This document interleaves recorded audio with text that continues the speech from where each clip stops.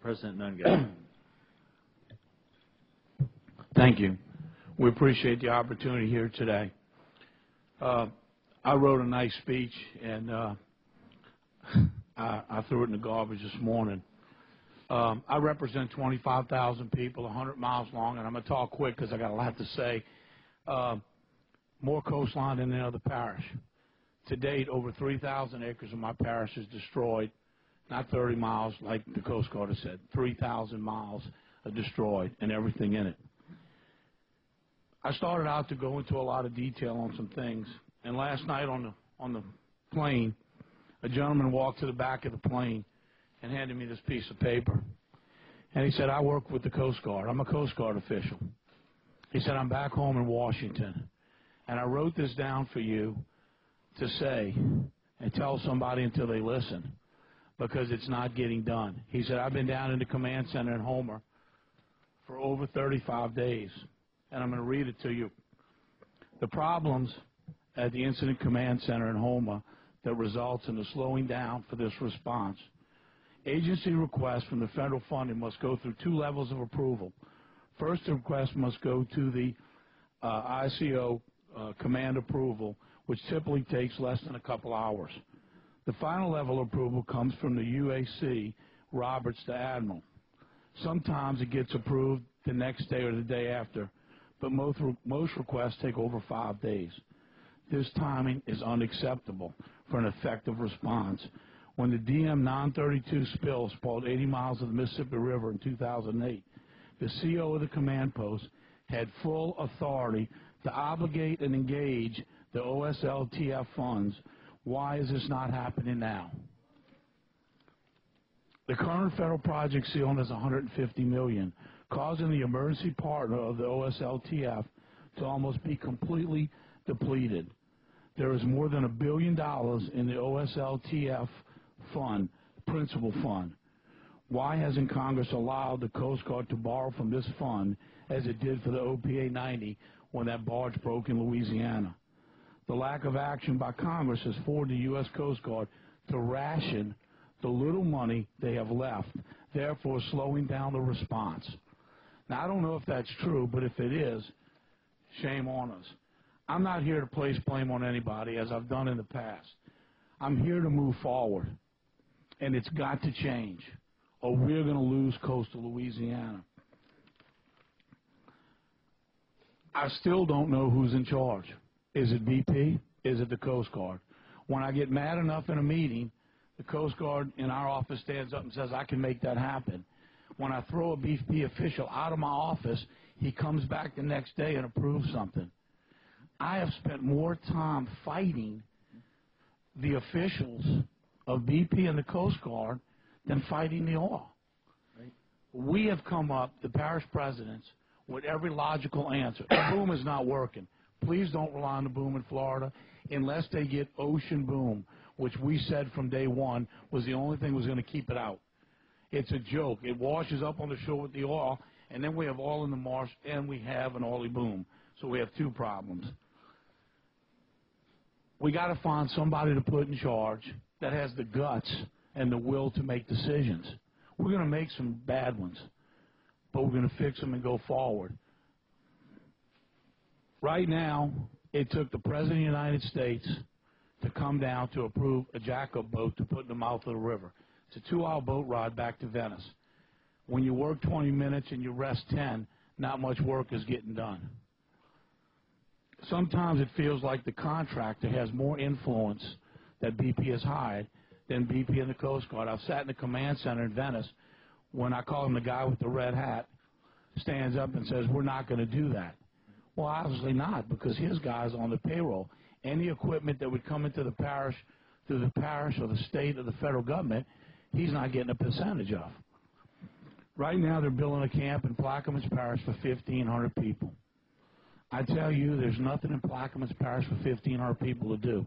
We appreciate it. The people they sent out to clean up one of the islands trampled the nesting grounds of the pelicans. They were out there throwing eggs around like it was a joke until our fishermen stopped them. We've got people in charge that don't know what they're doing. We've laid out a plan for the jack-up boat so we could be closer to the front line out there to catch the oil. And we did in Pasalucha 3 weeks ago on a Monday morning at 6:15. That oil still sits in the marsh. And every day more and more pelicans dive into that stuff, not knowing what it is, and get coated with it and die. And I have a packet up there for each of you. Thousands and thousands more birds will die. Hundreds and hundreds of turtles and sea life. Every day we leave that gook out in the marsh. We came up the next day with a vacuum plan and have been begging to get it approved. Kevin Costner's machine. I don't care whose machine we use. We got to suck it up. There are overseas ships, and I'm sure there's some in this country.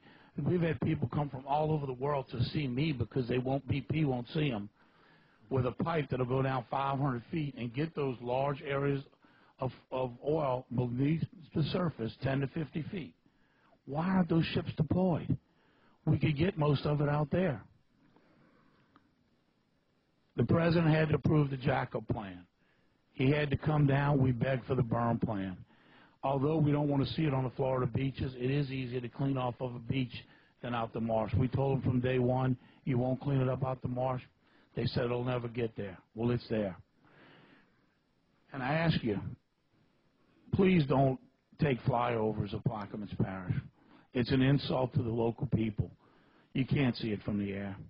You got to go down there and touch it. You got to pull into that marsh and see there is absolutely no life. Everything is dead. And we will lose. I'll make you a prediction. We will lose more coastline from this disaster in Louisiana than we lost for Katrina, Rita, Gustav, and Ike combined. We've already lost 20 miles of Pasalucha. It is dead, and as soon as the grass and the cane falls into the water, the land will wash away. How can we sit here 3 weeks later and say we're doing everything possible? It's beside me, and I don't know who to blame anymore. It took the president coming down to get the burn project approved. I don't know if it's going to take him coming down to get the suction equipment. We put a vacuum truck that vacuums out porta potties on a barge and took it out there and showed that it sucks up the oil. And there's other equipment out there. You've got the parish presidents running the whole show. BP could fire all their contractors because they're doing absolutely nothing but destroying our marsh. You could put every fisherman to work. This is an emergency. To work 20 minutes and take 10 minutes off, would we do that in war? Because we are at war here. Would we say lay down your guns because the sun's over 90 degrees? They're not going to come at us for another 20 minutes. Let's take a break. That's absurd.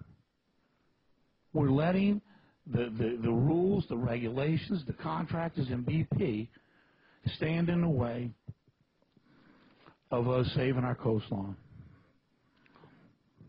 We showed yesterday, the governor went out and showed that the vacuum equipment is working. Hopefully by the time I get back this afternoon, we will have an approval for that process. But if what this gentleman told me on this piece of paper is true, then shame on the Coast Guard. They're rationing their money and say, well, we might not do that because we need this. And I don't want to point fingers, but there's a lot of money being spent, a lot of money, more than that berm will cost. That is not going to benefit Florida, Louisiana, Mississippi, or Alabama one bit in keeping the oil out. It's being spent on hotel rooms, jack-up boats, flyovers, all the things that look pretty but does not do anything absolutely. There's nothing to help us clean up our marsh. I don't know if you saw the TV reports of the crews wiping the blades of grass. That was an absolute insult. Does anybody really believe we're going to wipe every blade of grass to clean it off? There's over 100 natural products that could be sprayed to energize the marsh, eat the oil. BP's not looking at any of them. We've tested several and made recommendations. You think as big a company as they are, they could multitask. You know, for the first 2 weeks I heard, well, we got to stop the leak, then we'll worry about the fishermen. Well, I hope the guy that writes the check to the fishermen is not the guy trying to Maybe it is. Maybe that's why they can't stop the leak. But that is absolutely ridiculous, and that's what we keep hearing. That's the most important thing. Everything should get attention. Everything should be worked on at the same time. God knows we got enough people on the payroll to do that. Would they say 24,000 people? I know I'm out of time, and I'm just going to leave you with this. Thomas Paine said a century ago, lead, follow, or get out the way. So tell them to get out of our way if they're not going to help us. Because right now, they're the main problem. Thank you.